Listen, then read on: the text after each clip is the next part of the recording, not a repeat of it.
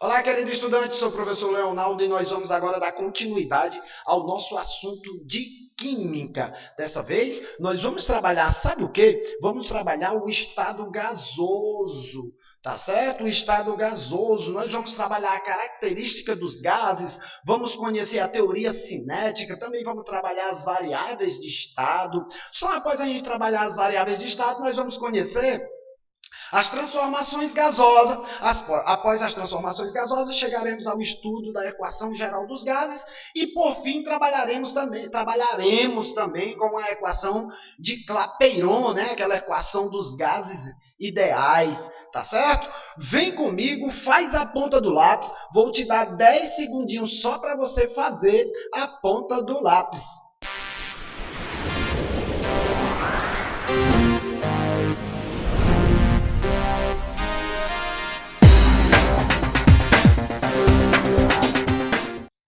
Muito bem, já estamos de volta. Olha, quero dizer a você que esse assunto ele é de muita importância. É muito importante você ter a noção, ter o conhecimento do estado gasoso, um assunto que é muito cobrado no ensino médio, no vestibular, no Enem também sempre traz essas questões e cotidianamente também você tem que ter noção desses assuntos aí para estar conversando, para estar explicando as coisas aí aos amigos, tá certo? Muito bem, vamos para nosso material propriamente dito, a gente já entra aí no estudo dos gases. Observe essa animação que eu trouxe para vocês, para você ter ali mais ou menos como se comporta esse estado físico da matéria e os gases, né?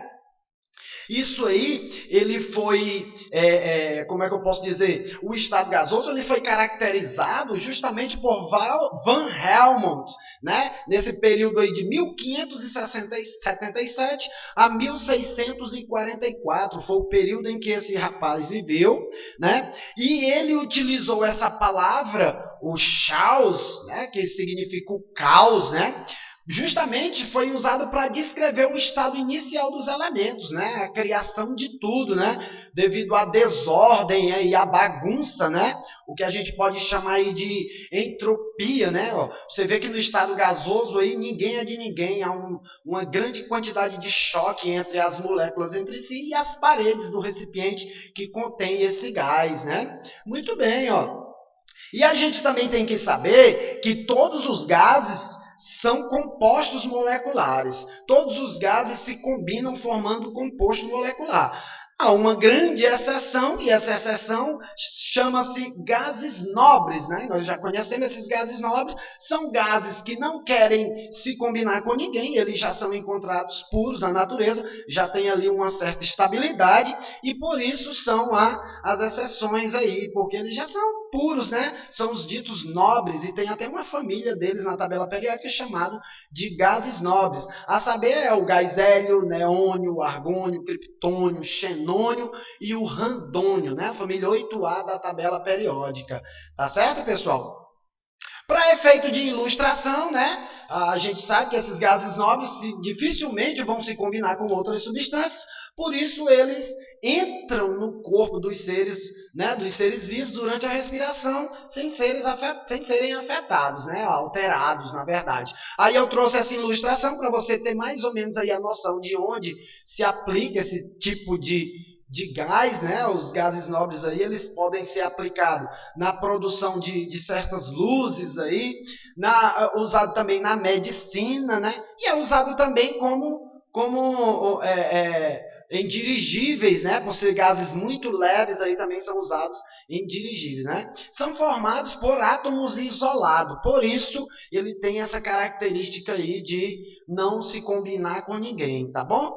Muito bem, já entrando na característica dos gases, isso já é propriedade também dos gases, né? Essa questão da compressibilidade, o gás ela tem essa característica de poder ter a sua redução de volume, e isso é muito característico dos compostos gasosos, né? A compressibilidade e também a expansibilidade, né? Ao mesmo modo em que ele é capaz de ter uma grande redução do volume, ele também se expande né, à medida do recipiente em que se encontra, ele vai também se expandir, né? Não possui forma nem volume fixo. A gente já sabe que o gás ele vai ter a forma e o volume do recipiente em que ocupa, né?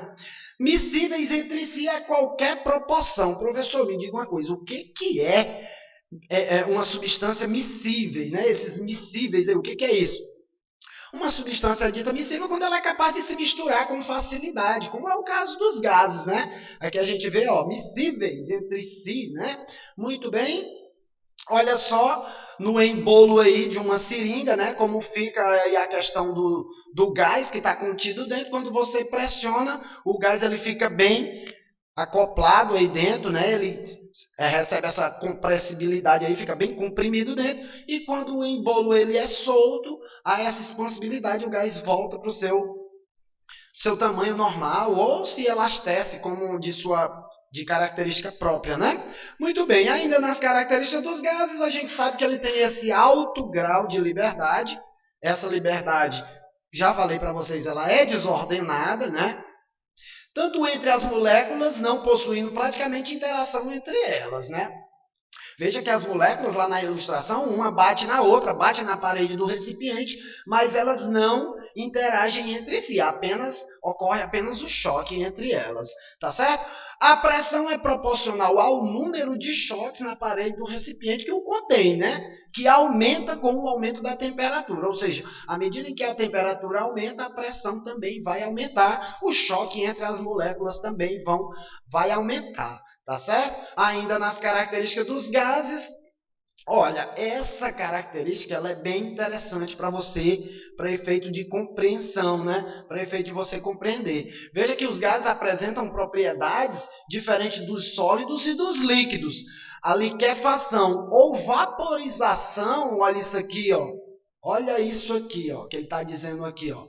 A liquefação ou vaporização acarreta em grandes variações de volume. Se você tanto liquefazer ou vaporizar uma determinada substância gasosa, ela vai ou ganhar, né, o volume ou diminuir o volume, né? A liquefação geralmente diminui o volume, enquanto a vaporização faz com que ela aumente o volume, né? Isso é que nos dá essa característica geral do gás. Ó, o gás que apresenta essas características nós chamamos de gás ideal ou gás perfeito. Tá bom? Vamos para frente agora, já conhecendo a teoria cinética dos gases. As moléculas de um gás estão em contínuo movimento e separadas por grandes espaços vazios, né? A gente já viu isso lá na ilustração. Muito bem. Agora vem cá. O movimento das moléculas ocorre ao acaso e em todas as direções e sentidos, né? Muito bem. Olha como isso fica no caso dessa ilustração aí, né? Para onde se dirige aí cada molécula do gás. Veja que a bagunça é grande, né? A entropia é muito grande num recipiente onde se contém ali um gás. A pressão do gás é resultante das colisões das moléculas, né, contra a parede do recipiente e tal. Entre as colisões e as colisões entre as moléculas, que são elásticas, sem perda de energia, e as moléculas são livres em seu movimento, ou seja, não existe interação entre elas. Está dando para ler direitinho aqui? Muito bem, não existe interação entre elas, né? Entre as moléculas. E isso aí fica bem representado nessa ilustraçãozinha que eu trouxe para você. Olha aí, ó. Essa ilustração ela mostra justamente isso aí, ó. Você vê que no recipiente aberto, ela tem ali o poder de fuga, né? De saída ali, de ir para outros espaços fora desse recipiente. Já dentro de um recipiente fechado, o choque acontece e as moléculas continuam interagindo entre si, mas aqui, ó, veja, ó, aqui ela continua interagindo entre elas mesmas. Olha aqui a direção aqui onde ela bate e segue o seu caminho dentro do próprio recipiente, né? Um recipiente fechado, no caso, né? Vamos conhecer as variáveis de estados de um gás. A principal delas, ou a primeira delas, aí a gente já vai estar falando da pressão, é a relação entre a força exercida na direção perpendicular sobre uma dada superfície e a área dessa superfície. A pressão atmosférica, nós vamos trabalhar com 1 atm, Mas também nós vamos fazer essa conversão para 160 milímetros de mercúrio. Vai depender de como uma questão, ou como um enunciado, ou como uma situação, problema, vai trazer essa unidade em que se trabalha aí a pressão atmosférica. Se for o caso, a gente faz a conversão de atm para milímetro de mercúrio. Se vier em milímetro de mercúrio, a gente pode transformar para atm, para até mesmo deixar todo mundo numa unidade e se trabalhar da melhor forma, né? Muito bem, saindo aí da pressão, a gente vai conhecer agora o volume, né? Volume esse que é ocupado pela matéria, né? O gás, no entanto, ele vai ter ali o seu volume dentro de um cubo, comprimento, altura, largura, né? E essa unidade é trabalhada em metro cúbico, em decímetro cúbico ou litro, ou em centímetro cúbico ou mililitro, como a gente já conhece. Ó, eu deixei até aqui já anotadinho, ó, o metro cúbico, ele é igual a 1000 decímetro cúbico ou 1000 litros, né? É basicamente um tanquinho aí, uma piscina pequena, 1000 litros é uma caixa d'água, né? Já um decímetro ou litro é essa unidade usual que a gente compra mesmo aí, o litro de leite, né? Essas coisas líquidas que a gente compra já no litro aí, mais usual. E um centímetro cúbico ou mililitro, né? 0,001 litro aí, para também deixar isso esclarecido, para lá na frente, num possível cálculo, a gente ter essas unidades já em mente, tá certo? Muito bem. Seguindo as variáveis, agora vem a temperatura, e na temperatura eu chamo a sua atenção para a transformação também em relação à unidade que se trabalha, né? Os valores de temperatura são determinados por termômetro, cuja graduação é determinada na escala termométrica. Essa escala recomendada pelo SI, a gente sabe, a gente trabalha sempre, aparece em graus Celsius. Mas o que vai prevalecer, a gente vai ter que estar transformando isso aqui, olha, para a escala Kelvin, que é o que se cobra no SI, né? No SI a gente transforma para Kelvin. Professor, como é que eu faço essa transformação? Pega o valor que é dado em graus Celsius, que é o que nós temos, e adiciona 273 e nós vamos ter esse valor em K, tá certo? Essa temperatura em Kelvin. Por exemplo, transforma, olha aqui, 26 graus Celsius para Kelvin. O que nós vamos fazer? Simplesmente pega aqui o valor onde tem graus Celsius, troca pelo 26 que ele dá.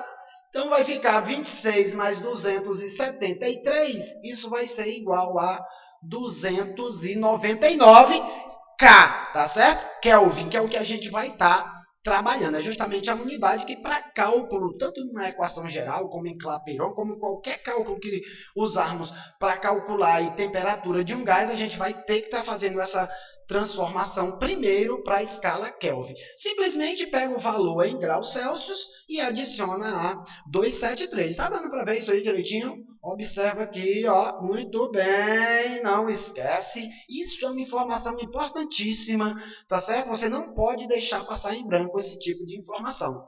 Ainda nas transformações gasosas, aliás, passando para as transformações gasosas, agora a gente vai conhecer a lei de Boyle, né? Lei de Boyle é aquela transformação isotérmica. O que é uma transformação isotérmica, professor? É uma transformação em que a temperatura ela vai ser constante, né? Massa fixa, temperatura constante. O volume ocupado pelo gás é inversamente proporcional à pressão exercida. Matematicamente, duas grandezas são inversamente proporcionais quando o seu produto é constante. Olha aqui para a lei de Boyle, ó. PV igual a K. Então, se você fizer pressão inicial vezes o volume inicial, isso vai ser igual a pressão final vezes o volume final. Olha aqui como fica essa equaçãozinha, ó, para que haja aqui a ocorrência dessa lei de Boyle, né, dessa transformação isotérmica. Tá bom? Muito bem.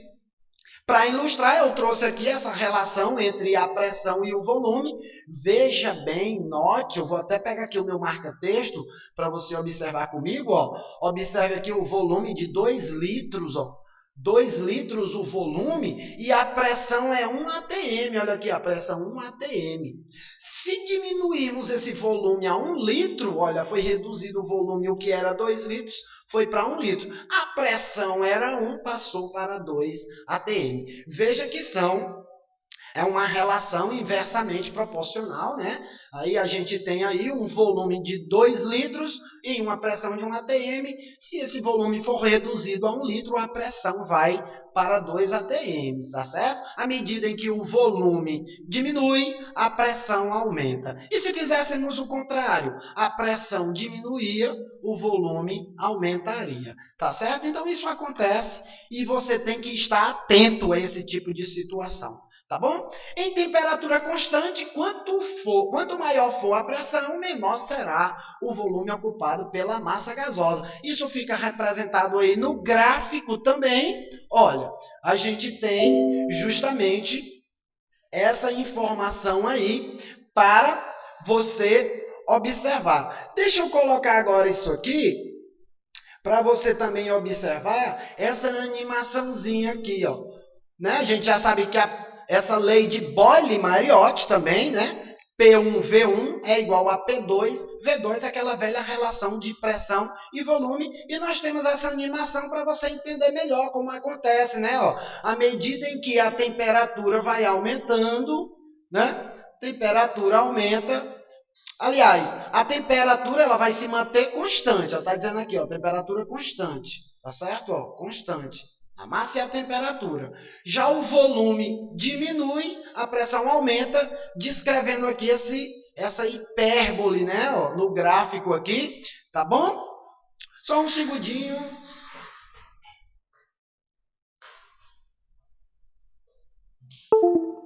Pronto, já estamos de volta. Vou só ligar ali que estava desligado.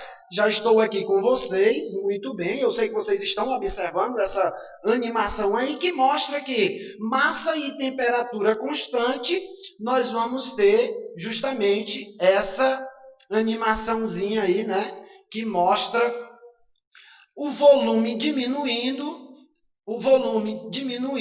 e a pressão aumentando, tá certo? Muito bem. Essa é a ilustração que eu trago para vocês aí em relação à lei de Boyle. Tá bom, meus queridos? Então, fiquem atentos a isso aí. Vamos aqui para frente, ainda nas transformações gasosas, que nós temos agora a lei de Charles e Gay-Lussac, né? Essa transformação isobárica. Professor, o que é uma transformação isobárica? Baros, né? Deriva do latim ali, que é pressão. Então, isobárica é pressão constante, né? Veja que aí a gente vai ter o volume sobre a temperatura. A pressão vai se manter constante, né? Ó, olha o que diz o enunciado aí dessa transformação gasosa, dessa lei de Charles e Gay-Lussac. Para a massa fixa, mantida a pressão constante, ou seja, a pressão ali vai ser constante, o volume ocupado pelo gás é diretamente proporcional à temperatura absoluta. Matematicamente, das duas grandezas são diretamente proporcionais quando o seu quociente é uma constante. Assim temos, ó, olha aqui a lei de Charles, observe aqui, V sobre T é igual a K. Tá certo? Ó, V sobre T é igual a K. Então, nós temos que V inicial, o volume inicial sobre a temperatura inicial, vai ser igual ao volume final sobre a temperatura final. E a gente vai fazer muito esse cálculo aí, comparando ali volume e temperatura de um gás quando se muda uma determinada, né? Como é que eu posso dizer, unidade dessa daí, né? Ou o volume de um ou outro variar, ou a temperatura de um ou dar uma variada, a gente consegue achar o outro volume, tá certo? Dependendo, usando essa relaçãozinha aí de V inicial, T inicial igual a V final, T final, tá bom? Temos aí também a ilustração para mostrar a relação entre temperatura e volume, ó. Veja que em um ambiente com a temperatura fria, no caso aí da água gelada, o volume é bem reduzido, né? A bola fica murchinha. Já numa água fervente, o que mostra em um ambiente quente, de temperatura alta, né? Vai aumentar ali o volume do gás, tá certo? Muito bem, a gente tem isso também para mostrar, porque dentro da transformação gasosa a gente sabe que é a pressão constante, quanto maior a temperatura, né, o volume ocupado pelo gás também será maior. Então, maior a pressão, maior a temperatura. Olha só como isso aí fica observado aí nessa ilustração do gráfico aí, ó. V1, T1, V2, T2, e a pressão ela é constante, né? Ó, a lei de Charles e né? Gay-Lussac, na verdade, tá bom? Muito bem. Olha aí para ilustrar também. À medida que a temperatura vai aumentando, o volume também vai aumentando. Veja que ele diz aqui, ó, frozen, né? Ao pé da letra, essa tradução aqui dessa palavra frozen é congelado, né? Pra gente aqui é fixo, né? Congelado, algo que está congelado, está fixo, né? Muito bem. Então, se você tem massa fixa e pressão fixa, à medida que o volume aumenta, a temperatura também aumenta, né? E o gráfico ele mostra aí uma reta ascendente, né? Uma reta para cima, né? Que vai estar mostrando aí que à medida que o volume aumenta, a temperatura também vai estar aumentando, tá certo? Observado isso aí, vamos para frente. Temos agora essa lei de Gay-Lussac, que para a massa fixa de um gás, né, mantido o volume constante, essa transformação é isocórica. Olha aqui, transformação isocórica. O que é essa transformação isocórica, professor? Transformação isocórica são as transformações que possuem volume constante. A pressão exercida pelo gás é diretamente proporcional à temperatura absoluta. Está aqui ó, o enunciado da lei de Gay-Lussac. P sobre T vai ser igual a uma constante. No caso aqui a gente está representando pela letra K, tá certo? Então, P sobre T é igual a K. Então, nós temos aqui, ó, PI, que é a pressão inicial sobre a temperatura inicial, vai ser igual à pressão final sobre a temperatura final. Muito bem. A volume constante, quanto maior a temperatura, maior a pressão exercida pelo gás, e isso aí fica representado nessa equação aí, né? Muito bem, vocês observam essa equação, esse gráfico aí que mostra P1, né, está para T1, P2 está para T2, isso vai mostrando aqui, ó, uma constante, né, que vai se observar em relação a esse gráfico, que é justamente igual àquela lei de Charles e Gay-Lussac, só que agora aí é pressão sobre a temperatura 1 igual a pressão sobre a temperatura 2, né? Muito bem, temos que ir para frente. Agora a gente já chega na equação geral dos gases. Essa equação geral dos gases, ela relaciona as três transformações gasosas que nós vimos até aqui. Ó. Veja, a gente tem pressão e volume, né? Ó, aqui, ó, pressão e volume constante, volume sobre a temperatura constante e a pressão sobre a temperatura constante. Então, essas foram as três variáveis que a gente viu agora há pouco, né? Ó, as quais apresentam o mesmo valor, K, podendo obter uma equação que relacione as três. Como essa equação, olha só, P inicial vezes V inicial igual a sobre T inicial. Isso vai ser igual a pressão final vezes o volume final sobre a temperatura final. Então, aqui a equação geral dos gases, PV sobre T. 1 vai ser igual a PV sobre T2. Tá certo, pessoal? Muito bem. Saindo da equação geral dos gases, a gente entra na equação de Clapeyron. Para um mol de qualquer gás, né, o P vezes V sobre T vai ser igual a R, né? Então, esse valor, o valor de R na CNTP, pode então ser calculado assim. Você tem ó, a pressão de 1 atm, a pressão de 1 atm, que no caso aqui vai ser o P. A temperatura de 273 K vai ser o T. E o volume de 22,4 litros, porque isso aqui é o volume de qualquer gás na CNTP. Então, você tem P vezes V dividido por T. Se você pegar 22,4 e dividir por 273, nós vamos achar que o R vai ser igual a 0,082 atm litro por mol por Kelvin, tá certo? Então, com isso, a gente fica com a equação de Clapeyron, que é uma equação para todos os gases ideais, aqui, ó, PV igual a nRT. Quando eu aprendi isso no ensino médio, meu professor falava muito que por você nunca rezei tanto, né? Aquela frasezinha que os professores falam para a gente decorar, mas isso aí é a equação de Clapeyron, e nós vamos usar isso aí em todos os outros, em todos os exercícios que cobre essa equação dos gases, tá bom? Isso era tudo para a aula de agora. Fica um forte abraço aí. Até a próxima aula. E um grande abraço a todos vocês. Tchau, até logo.